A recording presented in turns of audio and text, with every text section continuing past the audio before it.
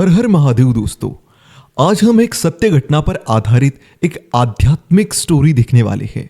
ये कहानी महादेव के परम भक्त श्री नंदिकेश्वर की है। दरअसल महाराष्ट्र के जलगांव जिले के पाचोरा तालुके में एक छोटा सा गांव पड़ता है, खेड़गांव, जिसे अब लोग खेड़गांव नंदीचे कहकर भी पुकारते हैं। ये बात लगभग आज से 150 से 200 साल पुरानी है। खेड़गांव गांव एक बहुत ही सुंदर सा गांव, जहां पे बहुत ही हरे भरे खेत, पास ही में एक जंगल, और ये गांव काफी संपन्न और हरा भरा था। इस गांव में एक धनाजी नाम के सेठ रहा करते थे, जो काफी ज्यादा दानी, पुण्यवान और दयालु किस्म के इंसान थे। उनके पास बहुत सारे बैल, गाय और बहुत सारी खेती बाड़ी थी। एक दिन उनके यहां पर एक गाय ने एक बछड़े को जन्म दिया। न जाने क्यों वो बछड़ा बाकी बछड़ों से उन्हें थोड़ा सा अलग ही लगता था, तो इसी वजह से श्री धनाजी सेठ ने उसका नाम प्यार से नंदी रख दिया। अरे नंदी, तुम्हें पता है आज महादेव के मंदिर में श्री हरि विठल की दिंडी आई हुई थी, और वहां पर मैंने सब लोगों को बड़े ही भर पेट खाना खिलाया है, और ये देखो मैं तुम्हारे लिए भी प्रसाद लाया हूं। और फिर सेठ जी नंदी को बड़े ही प्यार से प्रसाद खिलाते हैं। और ऐसे ही सेठ जी नंदी के साथ बातें किया करते थे। एक बार सेठ जी नंदी से पूछते हैं, अरे नंदी, इस साल में फसल में क्या उगाओ, ज्वार या बाजरा? और अगर तुम्हें ज्वार कहना हो तो थोड़ा गर्दन हिलाना। हाँ। और फिर नंदी गर्दन हिलाते हैं, तो फिर सेठ जी उस साल ज्वार लगाते हैं, और उनको उस साल ज्वार की काफी अच्छी खासी फसल होती है। और ऐसे ही सेठ जी नंदी से हर बार पूछा करते थे, और नंदी गर्दन हिलाकर हाँ या ना में जवाब देते थे। और इसी तरीके से सेठ जी की दिन दोगुनी और रात चौगुनी प्रगति होती गई, और नंदी भी धीरे धीरे बड़े होते गए। जब भी इस नंदी को हल से या फिर बैलगाड़ी से जोता जाता था, तो ये नंदी रोने लगता था। तो इसीलिए सेठ जी ने भी इस नंदी को जोतने के लिए मना कर दिया था। एक दिन सेठ जी के यहाँ के एक नए गड़ी ने, अर्थात एक नए नौकर ने, इस बैल को जोतने की कोशिश की, और फिर ये नंदी फिर से एक बार रोने लगा। तो फिर उस गड़ी ने उस नंदी को बहुत मारा, और तभी के तभी उस गड़ी को बहुत ही तेज बुखार आया। उस नई गड़ी का नाम राम सिंह गट्टू था, और उसका भाई उसी के साथ में काम कर रहा था, जिसका नाम जुलाल सिंह गट्टू था।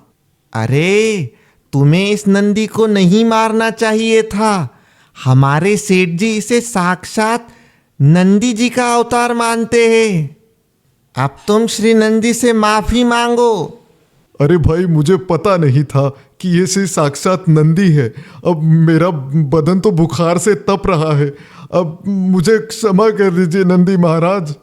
और जैसे ही राम सिंह नंदी जी की माफी मांगने के लिए झुका, तो वो नंदी जी के पेट से होकर दूसरी साइड से निकल गया, और चमत्कारिक तरीके से उसका बुखार भी उतर गया। अरे भाई देखो, मेरा बुखार तो उतर गया। अरे, मैंने नहीं कहा था कि ये स्वयं नंदिकेश्वर महाराज हैं। और उस दिन के बाद से यह प्रचलन में आ गया कि श्री नंदिकेश्वर महाराज के पेट से गुजरने के बाद सबकी बीमारियां ठीक हो जाती है। और इसी प्रकार से नंदी जी की जो ख्याति है वो दिन प्रतिदिन बढ़ने लगी। सेठ जी ने नंदी को गांव में ऐसे ही छोड़ दिया। फिर वो नंदी जी गांव में घर घर जाते, कहीं से कोई उनको पूरन पोली खिलाता, बहुत सारी औरतें उनकी पूजा किया करती। और विशेषकर पोला का जो त्योहार होता है, उस दिन नंदी जी की विशेष करके पूजा होती थी, और उनको बैंड बाजे के साथ सभी के सभी लोग गांव में घुमाया करते थे। और फिर ऐसे ही एक दिन गांव में, अरे, ये बेटी की हालत तो मुझे बड़ी ही खराब लग रही है। ऐसे पट्टियाँ बदलने से कुछ नहीं होगा बेटा। अब मैं तो कहता हूँ कि तुम इसे अपने गांव के नंदी महाराज के पास लेकर जाओ। हाँ हाँ पापा जी, मैं अभी लक्ष्मी को लेकर नंदी जी के पास जाती हूँ। अब वही मेरी बच्ची का बुखार ठीक करेंगे। हाँ हाँ माँ, मुझे अब श्री नंदिकेश्वर ही ठीक कर सकते हैं। अरे आ जाओ लक्ष्मी बेटा, डरो मत, बस नंदिकेश्वर जी के पेट से होकर निकल जाओ। और जैसे ही लक्ष्मी श्री नंदिकेश्वर जी के पेट के नीचे से होकर गुजरती है, वो बिल्कुल ही ठीक हो जाती है। माँ देखो माँ, मेरा बुखार बिल्कुल ठीक हो गया। जय श्री नंदिकेश्वर महाराज की जय। हर हर महादेव, हर हर महादेव। और ऐसे ही श्री नंदिकेश्वर महाराज जी की प्रचलिति दूसरे गांव-गांव में भी बढ़ने लगी। नंदिकेश्वर महाराज जी को भगवान का रूप मानने लगे बहुत सारे लोग। और ऐसे ही बहुत सारे साल बीतते गए और धीरे धीरे नंदी जी बूढ़े होते गए और फिर उसके बाद उन्होंने अपना जीवन काल को समाप्त किया। श्री नंदी जी के देहत्याग के बाद सेठ जी को बहुत ही ज्यादा दुख हुआ, पर फिर भी उन्होंने अपने सारे कर्तव्यों को बड़े ही अच्छी तरीके से निभाया। उन्होंने पूरी विधिवत तरीके से नंदी जी को एक कपड़े में लपेटकर जमीन में गाड़ा। और फिर कुछ दिनों बाद श्री नंदिकेश्वर जी धनाजी सेठ के सपने में आए और बोले, धनाजी उठो धनाजी, मैं तुम्हारा नंदी बोल रहा हूं। दरअसल मेरे देहत्याग के बाद तुम बहुत ही ज्यादा दुखी हुए थे, लेकिन मैं यहां से कहीं नहीं गया हूं धनाजी। मैं तो इस गांव में इसीलिए आया था ताकि मैं यहां पे स्थापित हो सकूं।